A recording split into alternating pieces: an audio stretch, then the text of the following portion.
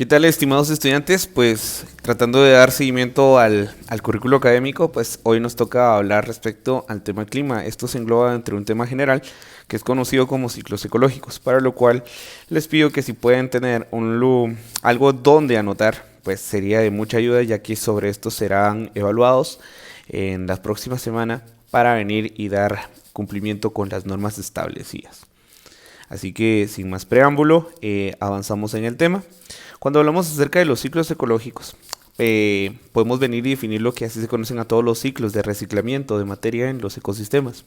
Como vemos aquí empezamos a aplicar temas que hemos aprendido a lo largo de este semestre, tales como lo que es materia de ecosistemas, sabiendo que un ecosistema es todo aquel sistema biológico constituido por una comunidad de seres vivos y el medio natural en donde viven. Cuando hablamos acerca de los ciclos ecológicos en sí, hablamos de que son esos ciclos, valga la redundancia. Y en el reciclamiento de la materia aplicamos lo que es la primera ley de la termodinámica, la cual dice que la materia no se crea ni se destruye, sino que simplemente se transforma. Entonces, haciendo un resumen de esto, podemos decir que los ciclos ecológicos es esa transformación de la materia dentro del sistema biológico llamado ecosistema. Cuando hablamos de clima, una correcta definición de clima sería que es la sucesión de los estados del tiempo. Para entender esto debemos de definir qué es tiempo, y el tiempo es el estado físico de la atmósfera en un momento y en un lugar determinado. Para comprender a la vez esto, debemos de saber que la atmósfera es esa capa de gas que rodea un cuerpo celeste. En este caso de la Tierra, nuestro planeta Tierra tiene su propia atmósfera, y esa atmósfera está constituida por varias capas, de las cuales, por mencionar algunas, podríamos mencionar lo que es la termósfera, también conocida como ionosfera, la mesósfera, la estratosfera y la troposfera. Pues todas estas capas vienen y hay un desenvolvimiento de gases, sabiendo de que nuestra atmósfera está constituida primordialmente por nitrógeno y oxígeno, donde el nitrógeno ocupa un 78% y el oxígeno un 21%. Entonces, cuando venimos y definimos tiempo, que es el estado físico de la atmósfera, cabe aquí la expresión donde cómo está el tiempo, que a veces venimos y realizamos en forma coloquial, y pues más de alguna persona nos responde, pues está nublado, está lluvioso, pues cualquier tiempo que se les ocurra. En este caso, si hablamos del estado físico de la atmósfera, podemos hablar de un estado de condensación, por ejemplo, cuando vemos un tiempo un tanto nublado o nuboso. Cuando hablamos acerca de que el estado físico de esa atmósfera está a través de precipitación, pues hablamos de un tiempo que está lluvioso o con brisa, si lo queremos ver de alguna manera. En todo esto podemos decir que entonces el clima es la manifestación de esos eventos físicos en la atmósfera, para que lo podamos entender de una mejor manera. Mientras que el tiempo atmosférico lo estudia la meteorología, que es una rama de la física, el clima es un objeto de estudio de la climatología, que es una rama de la geografía física. Entonces, si en algún momento yo les pregunto quién es el que estudia el clima, venimos y vamos a definir claramente qué es la climatología, ¿ok? Bueno, una definición más conocida de clima es todo el conjunto de condiciones atmosféricas propias de un lugar. Para esto creo que ya lo explicamos bien respecto a qué nos referimos con las condiciones atmosféricas. Ya aprendimos que el clima es una sucesión de estados del tiempo, por ende posee elementos y factores que influyen sobre dichos elementos, los cuales permiten la variación de este. Y para esto quiero que pongan atención a la siguiente diapositiva, donde vamos a hablar acerca de los elementos y factores del clima.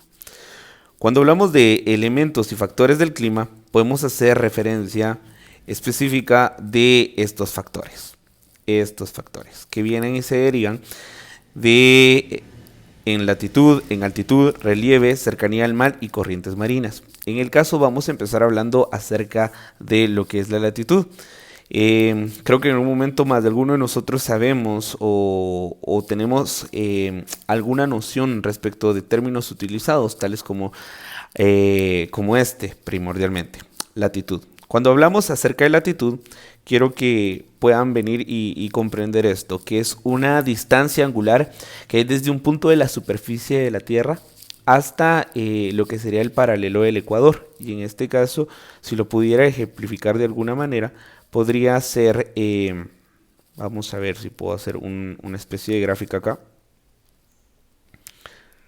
Tomando en cuenta que este sería la circunferencia de la Tierra, pues el paralelo del Ecuador está a la mitad. Entonces la latitud sería una distancia angular que hay desde un punto de la superficie. Si vemos el Ecuador, pues obviamente va a ser distinto el clima que se perciba en la zona más norte, y conforme se va acercando al Ecuador, pues esta puede venir e ir reduciendo su temperatura. Esto viene y hace que sea un factor que determine directamente dentro de los elementos del clima. Entonces podemos decir que la latitud influye considerablemente en la temperatura, en la precipitación, en la humedad, en la presión y en los vientos, porque es totalmente distinto o distinta a la temperatura que vamos a obtener en el polo norte, por decirlo así, a una zona más tropical como la es Guatemala o como lo es por decirlo de alguna manera, las reservas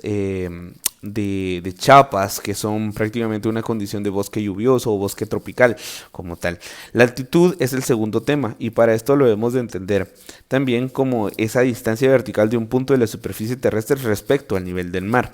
Pues al pensar en estas situaciones hay puntos con altitudes más altas. Creo que si no estoy mal, la altitud más alta se encuentra directamente sobre lo que es el pico de Everest, si no estoy mal. Pero a esto tenemos que agregar que este factor, como es la altitud, también va a determinar directamente la temperatura, precipitación, humedad y presión y vientos. Como sabemos, esto estamos hablando específicamente de factores muy generales. En el caso del relieve, pues hablamos directamente de las condiciones topográficas del lugar. Como sabemos, Guatemala es un país que su relieve es bien marcado y bien definido. Tenemos cordilleras, tenemos montañas, tenemos volcanes, tenemos condiciones o cuerpos de agua como lagos y algunos ríos que vienen y dan a Guatemala un enriquecimiento de su relieve muy específico. A diferencia de otros países, tales como podemos ver en algunas películas, por ejemplo, de los Estados Unidos, que vienen y se miran planicies más marcadas.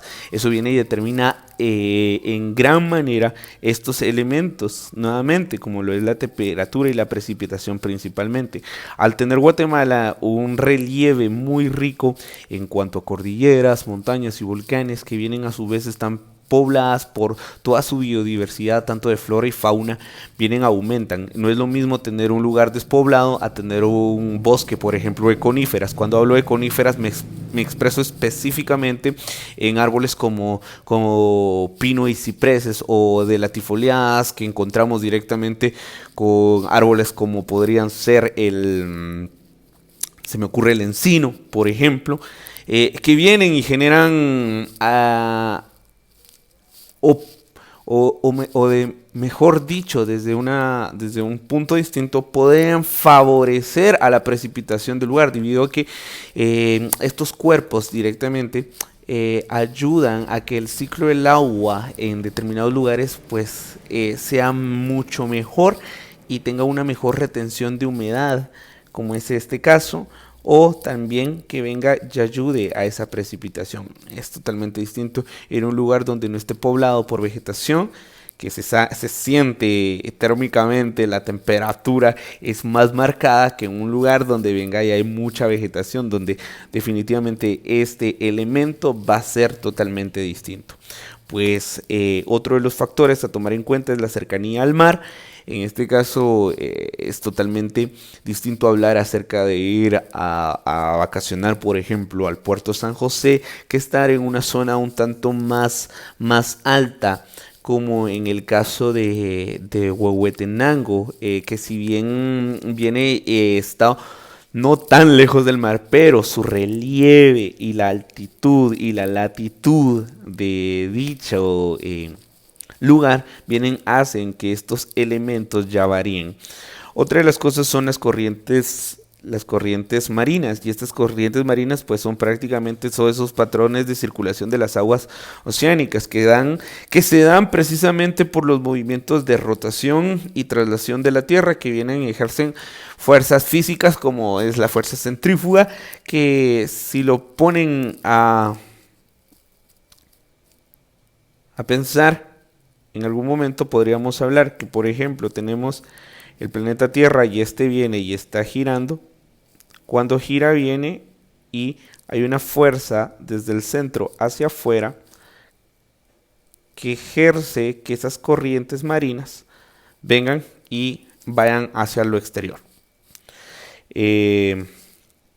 Todos estos elementos, todos estos factores vienen y van a influir directamente sobre estos elementos. Y a continuación hablaremos de cada uno de estos elementos.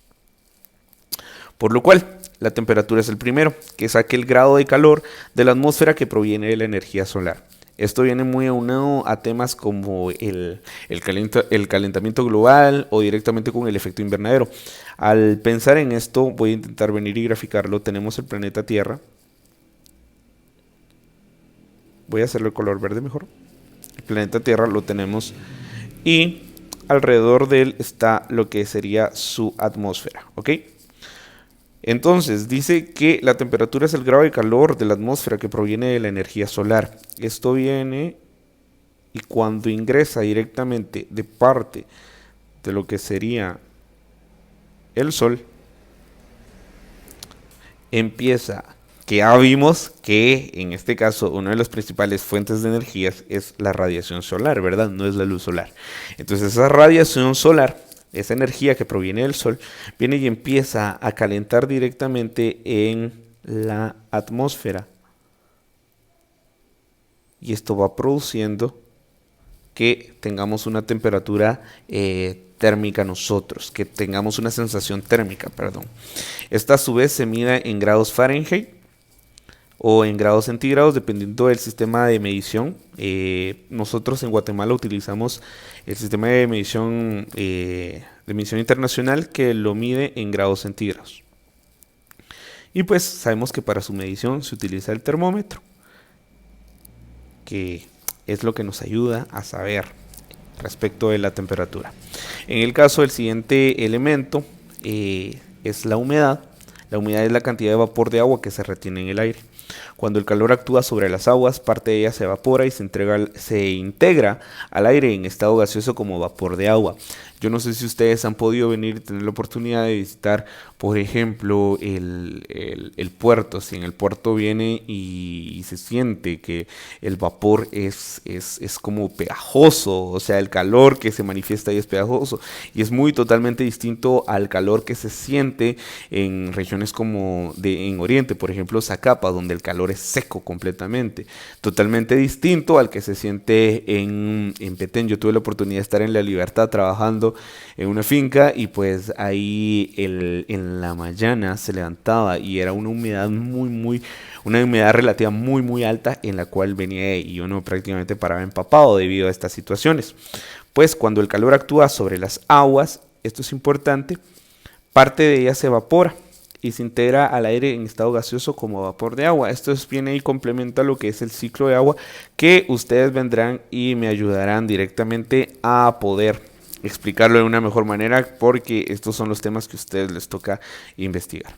La humedad se puede medir con el higrómetro y se expresa en porcentaje. Vamos a hablar de la presión atmosférica, que es el peso que ejerce el aire sobre la superficie terrestre. La presión de una masa de aire tiene una estrecha relación con su temperatura y se mide con el barómetro y se expresa en milibares o hectopascales.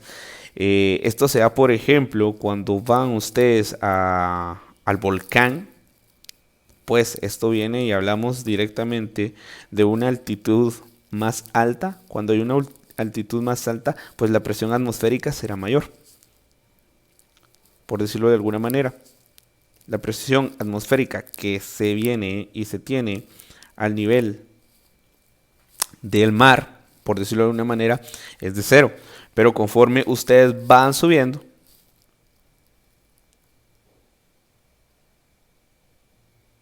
la presión atmosférica que se tiene aumenta. Y esta viene y se siente muy bien. Creo que algunos de ustedes, si en algún momento han tenido la oportunidad de subir a un volcán, pues algunos vienen y sufren ese mal de montañista, porque viene la presión, les empieza a jugar totalmente en contra, y eso viene y produce que algunos vienen y tengan cambios en mareos y que piensen a tener náuseas, e incluso algunos se empiezan a sentir mal. Como dato nada más, los bolivianos cuando vienen y sabían esto, empezaron a venir, y cuando les tocaba jugar contra la selección de Argentina, pues los llevaron al lugar con la altitud más alta que se encuentra en ese país, y pues sucedió lo que sucedió. Si pueden buscar un video en YouTube, Messi está ahí vomitando porque la presión le jugó de muy muy mala manera. Bueno, no por último, pero tenemos este punto que son los vientos, que es el movimiento del aire. Los vientos al desplazarse pueden trasladar aire más frío a las zonas cálidas y se miden con el anemómetro, que es la velocidad, y la veleta, que ayuda a medir la dirección. La velocidad se expresa en kilómetros por hora y en kilómetros por hora. Es bien importante porque cuando hablamos de vientos hay una clasificación específica para vientos. En el caso tenemos algunos vientos que son como los vientos alisios, otros que son los vientos polares. Bueno, es una infinidad de clasificación que la verdad no quiero meterme en ello, pero para esto sí es importante venir y explicar algunos tal vez. Y esto nos ayuda a ver, por ejemplo, en el planeta Tierra, cuando está partido por lo que sería el paralelo del Ecuador, los vientos que empiezan a manifestarse directamente del norte vienen y empiezan a desplazar esas masas de aire que por lo general vienen de lo más frío a lo más cálido. Y es por eso que a veces venimos y, por ejemplo, cuando empieza a entrar un frente frío, por ejemplo, son esos desplazamientos de esas masas de aire frío hacia zonas más cálidas. Y pues eso es todo, estudiantes. Espero que hayan podido entender respecto a la presentación de esta clase. Espero que cualquier duda que tengan puedan subirla a esta plataforma. Estaremos compartiendo con ustedes, y pues por favor siéntanse la libertad de preguntar. Si hay algo que no quedó muy claro, pues podemos venir y hacer una aclaración, o poder venir y profundizar más en el tema. Espero que tengan una muy buena noche. Recuerden que en un ratito estaré subiendo el corto respecto al tema de productividad, y espero que puedan venir y responder de la manera correcta. Estudien, por favor, sepan que la próxima semana estaremos evaluando sobre este tema, y yo esperaría que pudieran venir y presentarme sus dudas si es que las tienen, y si no, pues estoy a la orden. Que pasen una muy buena noche y es un gusto compartir con ustedes.